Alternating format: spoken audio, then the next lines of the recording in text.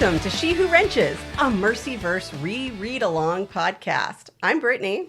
I'm Eric. And I'm Kelly. Okay, so let's talk about who we actually are. So I'm Brittany. We were That's going a to big say question. how we all got into Mercy Thompson, and maybe what our favorite book is in the Mercyverse.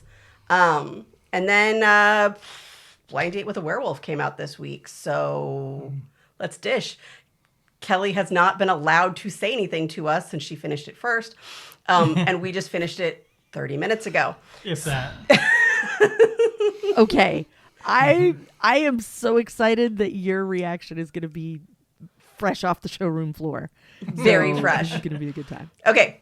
Yeah, I'm into that. So there's no getting around it. The dedication in Moon Called is to my grandmother. Patricia Briggs is friends with my aunt, who is actually super courteous and really good to never tell me anything juicy. So don't ever act like I have inside information. Yeah, we don't. But it's why my grandmother had read a lot of her books and did a lot of the early reading and stuff. And so she's in the dedication in Moon Called, and my aunt is in one of the other books, dedication. I don't remember which one. So the whole family except me had started reading Mercy Thompson, and at some point I was like, I really need to do that. But I'd been in grad school, and grad school's a little overwhelming. And so I finally did towards the end, and I was like, should I do it? And my aunt kind of scared me off from the audiobook reader. I think she heard something that the reader did early on and didn't like it or something. And then I was like, oh, okay. But I finally was like, I'm never going to read these with my eyeballs. So I just dove in. And then I thought they were a lot of fun. And then I was like, oh, hey, Eric. Yeah. You like to work on cars. Yeah. Because normally reading werewolves and vampires and such are not my cup of tea. But, and this was a physical copy, so I did read it. And I enjoyed it because one of the things she got the, right off the bat, the mechanic stuff was well written. Balancing a transmission on your knee while trying to start the first bolt. That's hard. And it sucks. And Indeed. Yeah, so all that is very well done. And she lived in a trailer, and I grew up in a trailer, and at the time was living in a trailer. So we're like, hey, yeah, this sounds like something you might like. Works on cars, lives in a trailer. I don't happen to shift into a coyote. It's more of a... Really disappointed. I know. That we know of. Yeah. Maybe he does, but he ain't telling. Right? Yeah. Well, that's a smarter move. Yeah. Indeed. Yeah, my origin story is the two of you, because Brittany and I became friends, and then Brittany said, wait a minute, where are you from? And I said, I'm from central eastern Oregon. Do you know where Hermiston is? No. Do you know where Tri-Cities is? Yes, let me tell you why. And so my mom lives there now. My mom lives in Kennewick. So a lot of the places that show up and are casually mentioned in the books are places that I spent a whole lot of time as a younger person. Where one River Marked, all of the area where that takes place. I even have some suspicions of what the RV park is that they are hanging out in. I've been to a couple of places on the Washington side that feel like that actually could have been that place.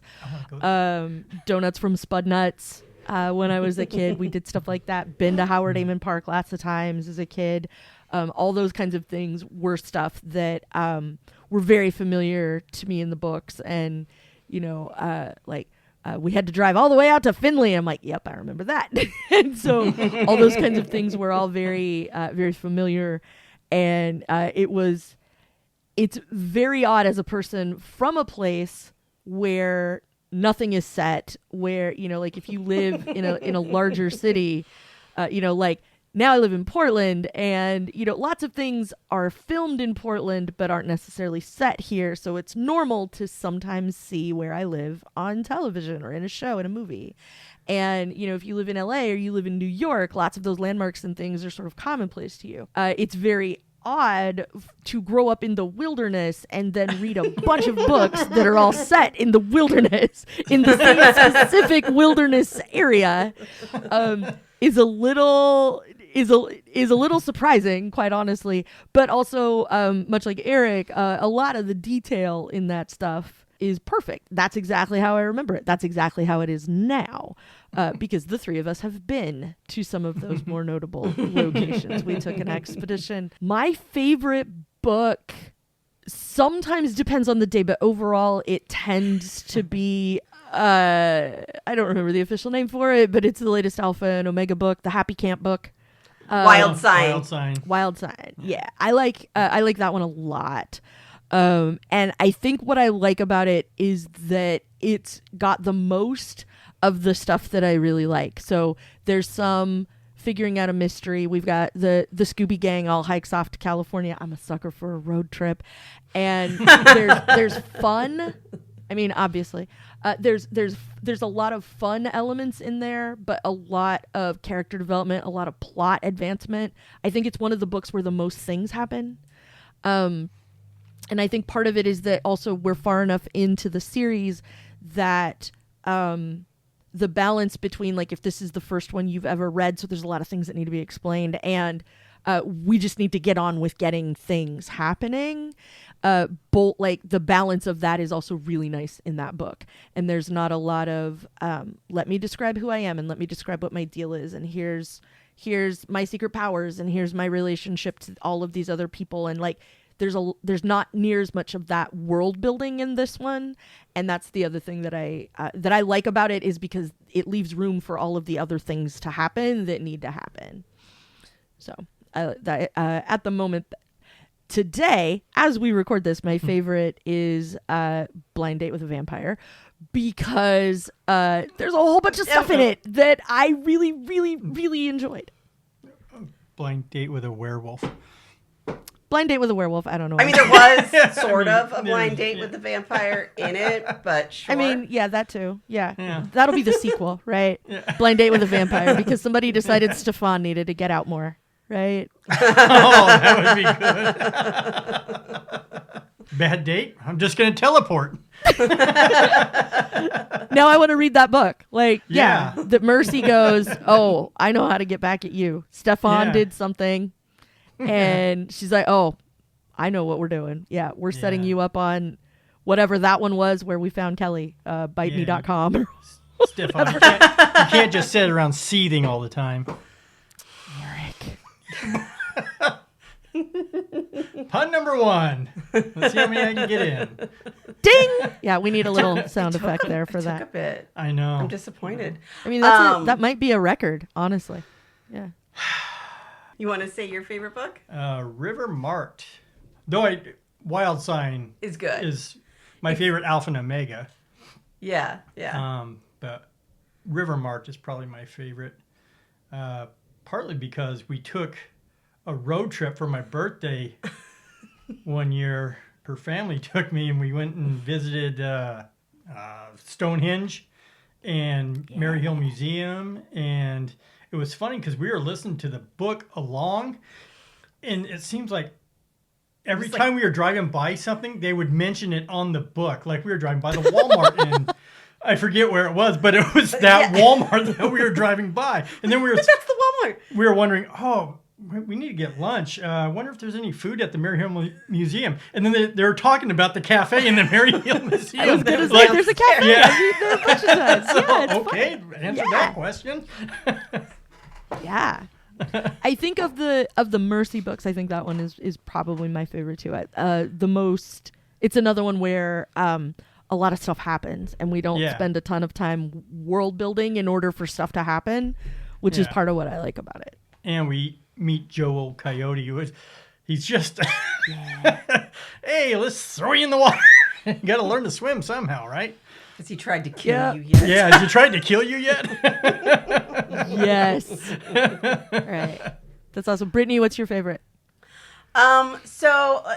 There's a lot that I like a lot, but probably the standout for me is Storm Cursed, where the Hardesty witches come to the Tri-Cities. Yeah. At least the time we know about it. And Yeah. I'm sure they've been there other times. I'm just The one in the saying. books. Yeah. Yeah. So far. So yeah, that's probably it. Like, it is so action packed. I think I did some math, and like 80% of the words take place on 2 days. Mm-hmm. And like then there's like a rest day or two. Like, oh well, I was in an explosion, so I had to rest for a day or two. Just so much happens, but it was just like, I don't know, intriguing and exciting, and just. And I was reading it. The figure it's the first out one I in that one. anticipated anxiously for the release date. I think it was like my third one that I was mostly caught up. But I was like, no, I am going to listen to it the day it comes out. I had a road trip planned, and I was just going to listen to it the whole road trip. Yep. And so, like, that one was particularly memorable for me. Well, let's talk about the latest one. Oh. So which was the thing that you were what the crap about? The epilogue. Which aspect of it? Who it was, or what he was doing there? Okay, hold on. Let me do my official. Yes. Today we're mostly talking about Blind Date with a Werewolf, but everything through Blind Date with a Werewolf is fair game, including fair game. Spoiler howl. So there will be spoilers, so if you don't want to hear them. Yeah, you can just shut it off. Or my puns. Understandable. I mean, yeah. Okay. Not why he was there. We're talking about Sherwood. I was surprised it was Sherwood. Because I would have been surprised whoever it was, because as soon as it was like, the very good looking man over there sent the wine, and then, and they're like, oh, Kelly was sitting there, which also, by the way, very exciting. Right out of the gate, the first person in the book, some girl named Kelly, who turns out not to be a girl, which is a little bit on brand for me. I'm not going to lie. Yeah. I'm not the girliest of girls. So that was also just sort of entertaining. I too have been, I've been mistaken the opposite way. People sometimes think that they're going to get, a male Kelly, and then don't. And that has happened to me a lot, because I'm in tech. And so people, especially even a few times, like I've left someone a message, I have kind of a low voice. And so it has happened that people have met me and presumed I was going to be a guy when in fact I am not. No. But I'm also not the girliest of girls. So when it was like, they tried to pretend I was a girl, it kind of didn't work. I was very entertained by that. But also, that Asil would set Sherwood up, I very much enjoyed. I didn't know who it would be, because I'm like, well, of all the ones we know who bark up that particular tree, the one we know has a mate.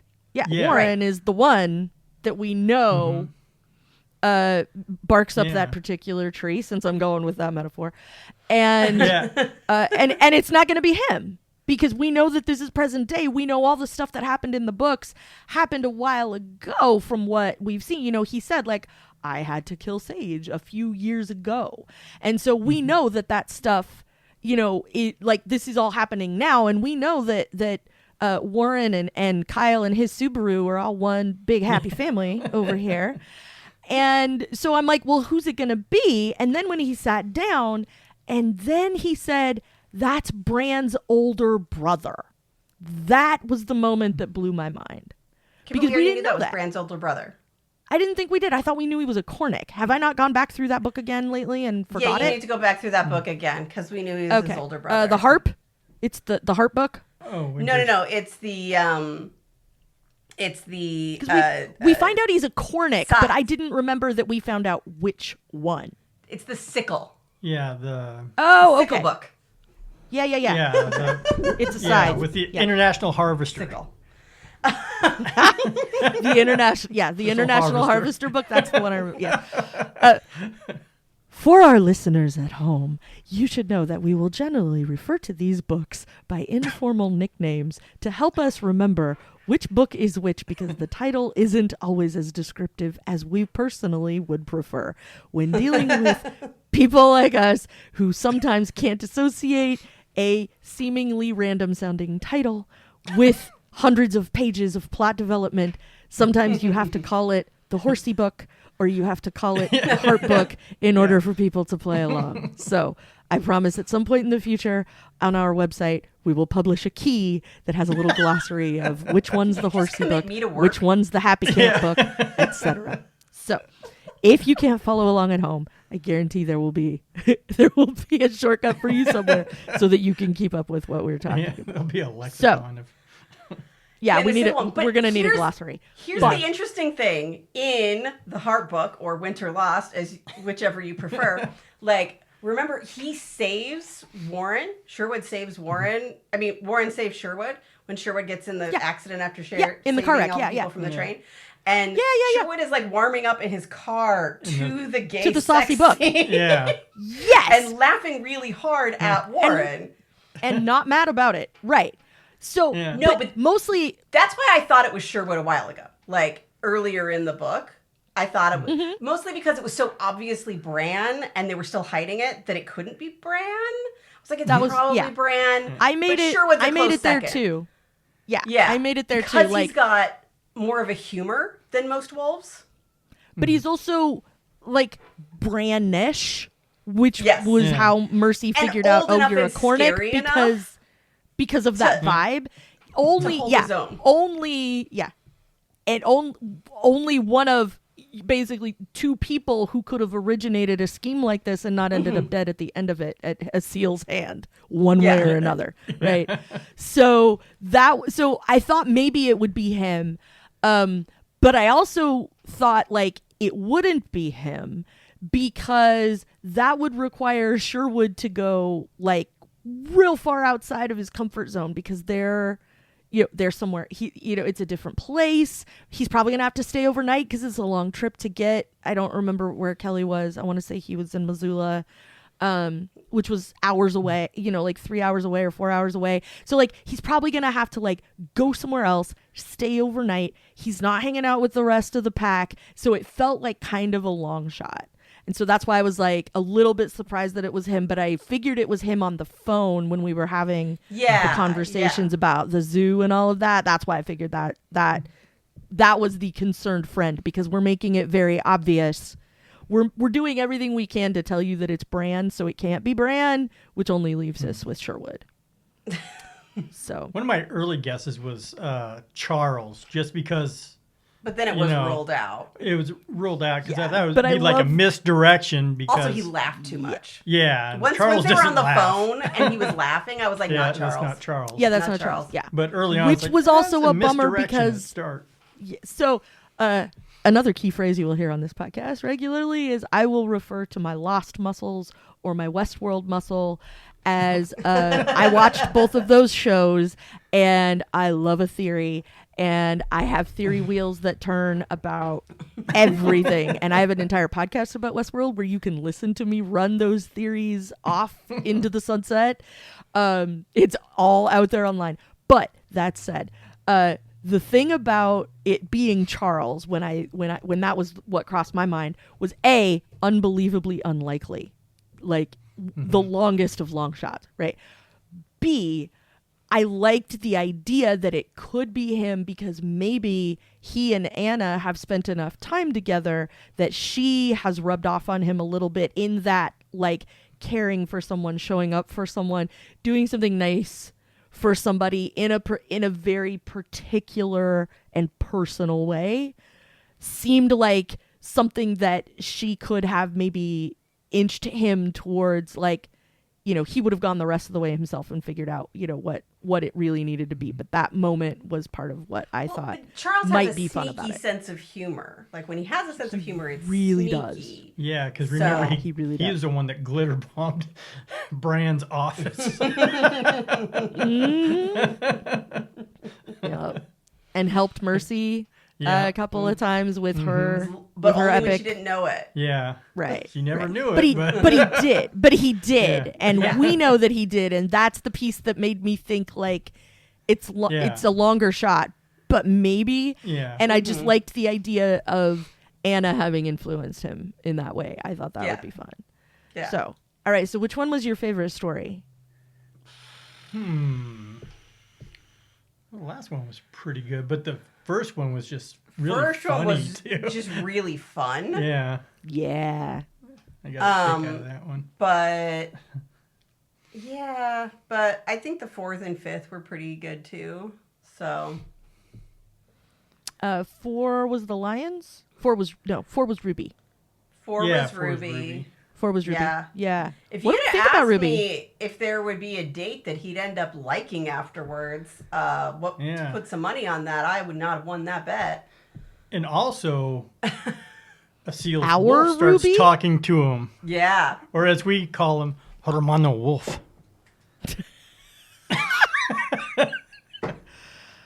Your face says it all. I shouldn't. That's kind of an Arrested Development joke, too. So, what do we think of Ruby? Because I think she's going to be part of the landscape now. I think she has to be. Yeah. I think she's fun. I did enjoy, by the way, like having the same storm that's affecting Mercy, like also affect their travel plans. Mm. But also, what type of fae is, or half fae or more, is Ruby? I don't know that they said. I thought it was I thought she was water.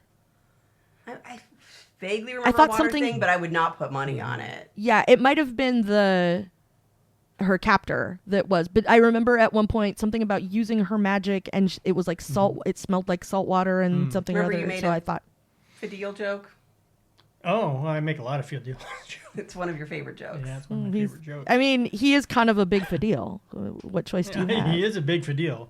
I mean, what's the fidel with the fae?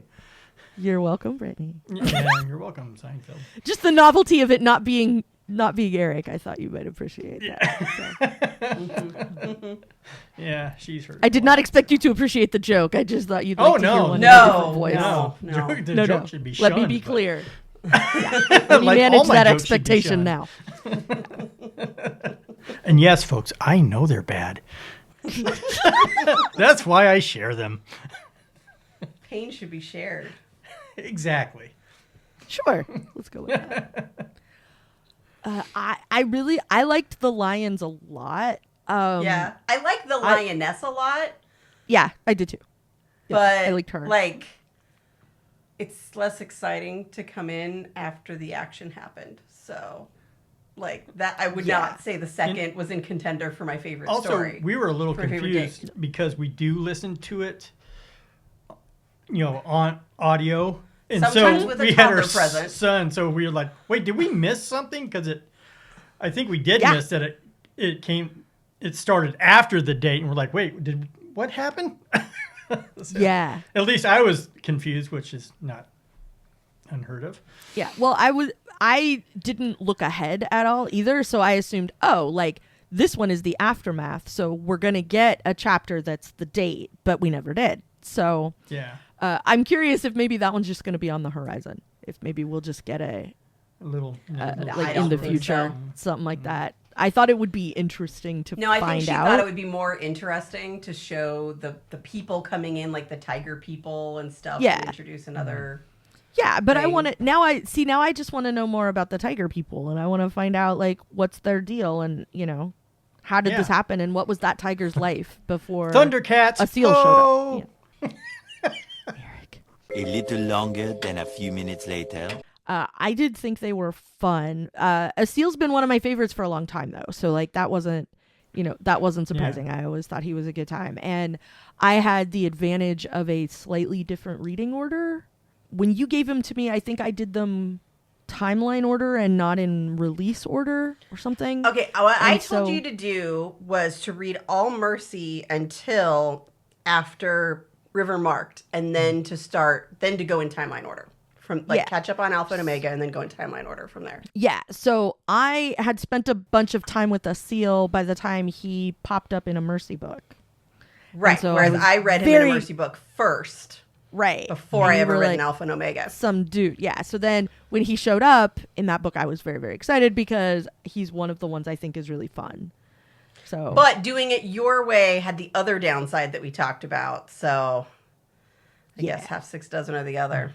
you can't win them all. But overall, I did think this one was fun, and I liked having the short stories. Being able to sort of finish a story, but have it be part of a larger narrative that we're kind of going through was a lot of fun. And also, I like just how it's written, how Asil is always, yes, I am pretty.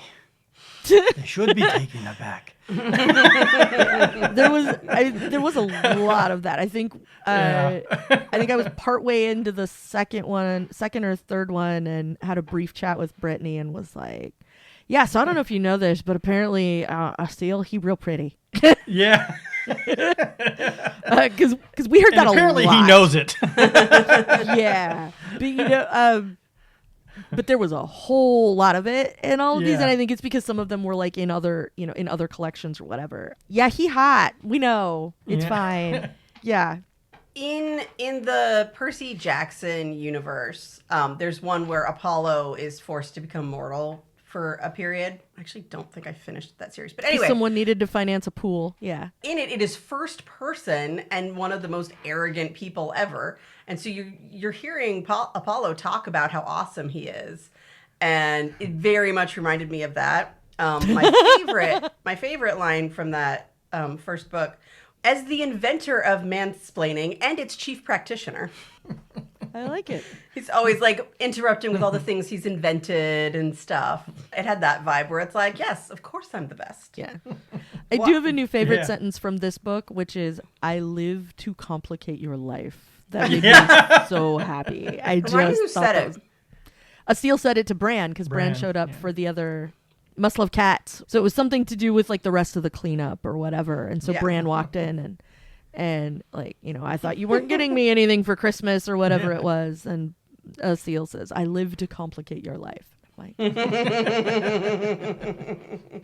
it is a cute story that he's lying there dying and decides, I don't want to die. Yeah. What if not today? Yeah. Yeah. And then he was like, actually, I don't want to die. Yeah. I really appreciated that after as much as we've heard about him really trying hard to stare down the end of his life. It was really nice to be like, what if no? And I think other people knew that he wasn't as intent about it after that, because Charles said something to his son in Seattle about, I don't think he's going to be asking you to kill him for a while. And like he's not going to be, he won't really mean it anymore or something like that. But I don't think something about that knew he didn't really want to die until this. Yeah. Well, I think he had something, like, he's got a better offer. Yeah. He's got Ruby, and that's amore. I did like that we finally got the gear shift there, because he is one of my favorites, and at some point he is going to die, and it's probably going to be something gallant involving Ruby now that we know her, and now that she's our Ruby and all that. Still don't think he's gonna die. It's probably going to be something involving her, and then I'm going to be a mess, a big soggy mess for a long time. Oh, it's gonna. It has to, because we're all invested now. I really don't want it to, but if it does, you're thinking of other shows. I'm thinking again with the That's the Hollywood way to go. It's not the. Hollywood way is not necessarily the Patty way. That's true. I would very much like if he didn't, because I think it would be a lot of fun. But if it ends up being some sort of gallant existential crisis, and he has to for Ruby or something, like, so that it's not in vain and it's not just, he got tired of stomping around and being mad or whatever, then, that's a different thing. But I will still be very, very sad. Do you think watching Asil undress will become one of Ruby's favorite things to do? That's alluding to Charles and Anna.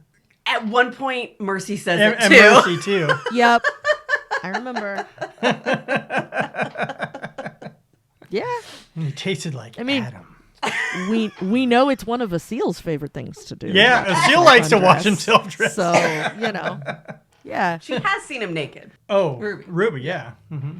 Yeah, because he did heal up. Before that, he was kind of a He was crispy worried critter that for a little bit. he wasn't good looking, but she healed him up, so he was better looking. Job well done. It's all good now. Yeah, there you go. Did you have other gems you loved about this one? I didn't realize that Ruby was going to make a repeat appearance, but when we were just first getting to know her, I liked that she was pretty interesting. Mm-hmm. I liked that all the dates were sort of interesting to start with. Like there was something about them and the way we are introduced to them that made each of them interesting in their own way. So I did like that. And I thought it was fun, but really just I Live to Complicate Your Life was glorious. And I'm like, yeah, I'm writing that down for later. Yeah. I feel like Eric's going to use it on me several times. I mean, my brand is strong, and that's a lot of it. It's yeah.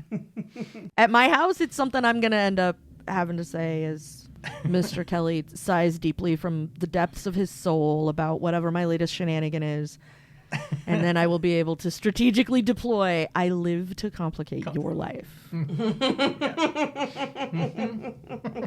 You're welcome. Oh, it will absolutely be followed up with you're welcome. Yeah. Make no mistake. She knows there's nobody as homely as I. She loves to watch me dress. Just dress. Just dress. Just put more Dress, clothes on. absolutely. Yeah.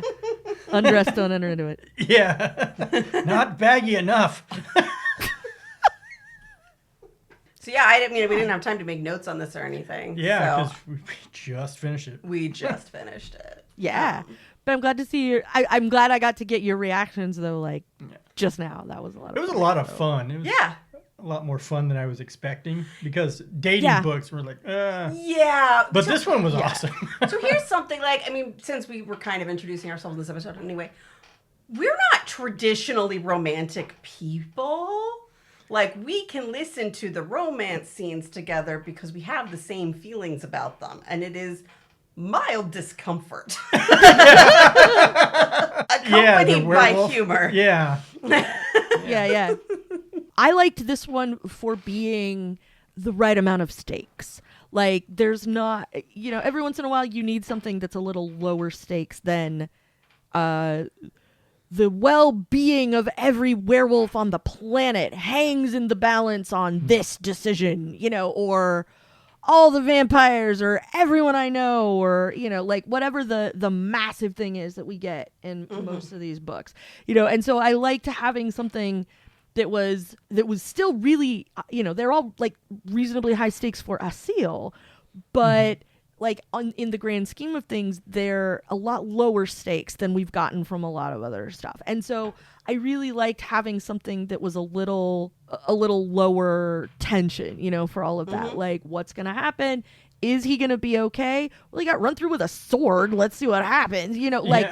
Those things that happened about 15 minutes, I think, after Brittany, I told you, if Asil gets it, I'm going to be so messed up. And then he just got run through with a sword. I'm like, what did I just say? So, but. And when it happened, I was like, I was just assuring Kelly that he wasn't going to die. Yeah. So I'm thinking we also have to point out that I started listening to this book very late in the night and got to the first bit. I was having a hard time sleeping, and I got to the first bit where we find out that the first date is Kelly. And I was like, oh, I need to go No, I can't. It's 1:00 in the morning. And then the next day, I hear from Brittany, I can't believe we haven't heard from you about this yet since the first date's name is Kelly. And I'm like, well, I wasn't going to say anything because it was 1:00 in the morning. And then Brittany replied, I wasn't going to say anything because it was 4:00 in the morning. So, because I'm like, I didn't know that I didn't know how far along you were, and I didn't want to say anything. And so, yeah, it was very funny. Like I said, I really liked the stakes in this one. We got a lot of action. We got a lot of fun, all the stuff that I generally enjoy, which is why which is why Happy Camp is my favorite book, is for those same kinds of reasons. Like, we still get character development, we get all these kinds of things, and I really enjoyed having that to go back to. But it does lead to another question, too, is Bonerata is planning on moving Like, to what, the US. whole court? Yeah, why is he wanting to come to America. So Yeah. and that there I was that think many it's- vampires under Angus's nose. Yeah. I think it's Seattle for a reason, and I think it's because that's slumming it by Bonorata's standards. But now he's near Marsilia. He is, and Mercy, because that's his But job. that's his now is side- to torment her. That's his like side hobby. It's not even his primary hobby. He's got plenty of other people he can torment. And I'm sure does. True. Uh-huh. But I think it's icing on the cake, and maybe he just thinks it's. I mean, given who he has tangled with that we know of in recent history, that's Mercy down here, and Bran up over here. So if he's in Seattle, that's basically like halfway between Yeah. for both of And them. maybe his stakes are So- like, okay, I'm going to take over this continent too. Yeah. That's the place to start, is right at the top. And if anybody is under the impression that this is a thing that they can pull off, it's that idiot. And as a Yeah. bonus, he can rule there with his special lady friend who lives in Kennewick and really wants to get out, and maybe get some I mean, he civilization. did just spend a book torturing her. So Yeah. I don't. Maybe she's not mad about it anymore. Maybe he's not mad about it anymore. Like he built her a house, and she's like, "No, we're gonna go live at Elizaveta's old house instead." Yeah. Maybe he's still a dude, right? So he's going to go, like, if I come here and I do this, you will love me. I conquered this land for you. Now have it. And if she's like, hard pass, Yeah. maybe we'll get a vampire war. Well, we're still worried about the Fey War because Underhill's been gathering her forces and preparing for something. And Also, that last line Stefan said, I think in the Soul Taker book, it says, like, run or be afraid. be afraid. And he Be afraid. wasn't talking about He wasn't talking about Bonorata. So, is it Wolf? But maybe the Fae already know what Bonorata's up to. Maybe that's the war. Yeah, but Z bested Bonorata once before. They said at in one of least- the books. Encountered. Yeah, he did. I remember that. Not piece. enough. Yeah. Yeah. Not completely, obviously. Yeah. And we don't know how well Z came out of that encounter, Right. in a you should see the other guy kind of equation. Mm-hmm. But something's gonna we've seen something in the background of all of these, like for all these books for all these years. We totally have. From the kid that shows up on Mercy's doorstep, because he was being experimented on in Chicago.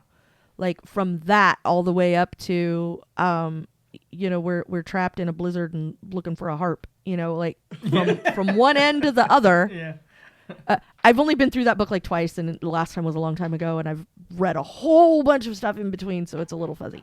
That's the only part I remember. The weather's bad and we need a harp. Yeah, well, we keep forgetting the main snow elf's name. We just call him Faramir. You keep calling him Faramir. Gandalf the White was right there, dude. So I don't remember. But Like then I as soon don't as he remember. says it, then the actual name leaves my head. Fremner. Fremner. Thank Yeah. you. That's Yeah. it. So, just come but like the whole time we've seen a lot of. There's something shadowy in the background. There's somebody trying to do something. There's somebody But trying to. there's also somebody- like we kind of abandoned the Hardesty witches who were like behind all the stuff, and then all of a sudden we haven't heard from them in like 4 books. yeah, or at least a whole bunch of the stuff. they were in Whiteside. So Yeah, yeah, well, some got killed. Yeah, So, but there's more of them. Yeah. Also, I'm curious as to what fast food chain they run. oh 'Cause yeah, certain they're supposed one to of the run a books- fast food They run a chain. fast food chain. oh yeah. And is it like one in Yeah. our universe or only in Yeah. that universe? I hope it's Chick-fil-A because I don't like going there anyway. It did so. occur to me that it might be Chick-fil-A, but also KFC because that's like a Southern origin. Maybe it's their own thing, like in the Mercyverse, they just call it witchcraft. And they make sandwiches and. You guys, it's Spud Nuts. Yeah, it's Spud Nuts. Yeah. Then they would have already off the whole pad. Yeah. Just through Spud Nuts. Now I'm gonna have to Curses. boycott Spud Nuts. That'll be terrible. Yeah. No, I liked the idea of it being Chick-fil-A because that they always had Sundays off to go do witchery things. Everybody thinks it's Jesus. No, looking for food in Calderon places. Oh. Eric. On that note, I think we're done. Okay. Yeah, We I think can't that wraps anymore. it up. Yeah. Yeah. Can't go anywhere from here. I'm gonna go get some Chick-fil-A. Okay. Have fun with that. Don't. Yeah. I'd rather you didn't. I'm probably not going to. Next time Moon called, should we Yeah. start going through that in let's, sequence? let's start chunking through some books.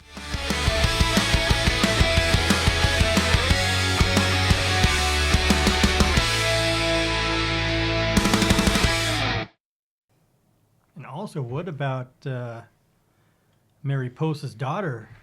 That's weird. And the other one that was trained by her, how the worm has turned. Yeah.